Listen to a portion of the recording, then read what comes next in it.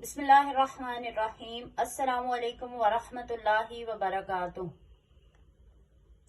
अल्लाहुम्मा सल्लि अला सय्यदिना व मौलाना मुहम्मदिन व अला आलिहि व सहबिहि व बारिक व सल्लिम। बशर कुरान ऑनलाइन एकेडमी के चैनल में आपको खुश आमदीद।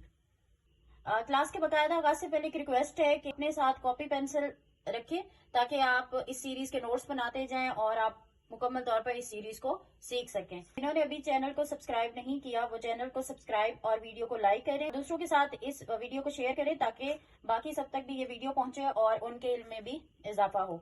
जज़ाकुमुल्लाहु खैरन कसीरा। अब आते हैं हम अपने टॉपिक की तरफ। In the previous lesson, we discussed two major articulation points from the 5 major areas of articulation, the throat and the tongue. Today we will continue by learning about the third articulation point, which is lips, यानी होंठ, जिसे अरबी जुबान में अशफतान कहते हैं। अशफतान जमा लफ्ज है, यानी ये दोनों होंठों के लिए इस्तेमाल होता है। अरबी जुबान में लबों को कहा जाता है। 4 हरूफ की अदायगी एक ही मखरज से हो रही है, फा, बा, मीम, वाव। 4 हरूफ होंठों से अदा होते हैं, इसलिए इन्हें हरूफे शफविया कहा जाता है। बाज हरूफ में होंठों के साथ दांतों का भी किरदार होता है, जैसे हरफे फा जो निचले होंठ और ऊपर के सामने वाले 2 दांतों से अदा होता है। मखरज एक है और 4 हरूफ की अदायगी हो रही है। After this, we will study each letter one by one with proper explanation.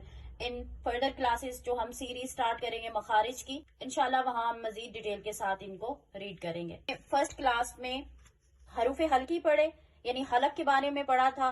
उस मखरज से 6 हरूफ की अदायगी होती है, यानी मखरज 3 थे, हरूफ 6 थे।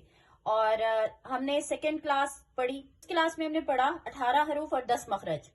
और इस क्लास में हम पढ़ रहे हैं कि 4 हरूफ है, यानी मखरज एक है, 4 हरूफ की अदायगी होती है।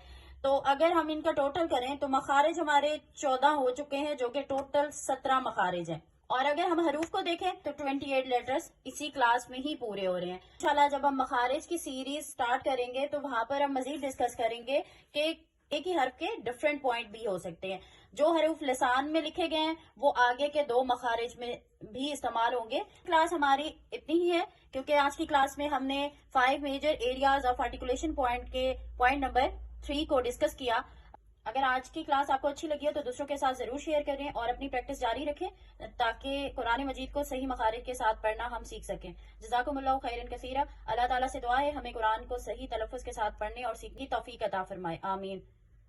अस्सलामु अलैकुम व रहमतुल्लाहि व बरकातुहू।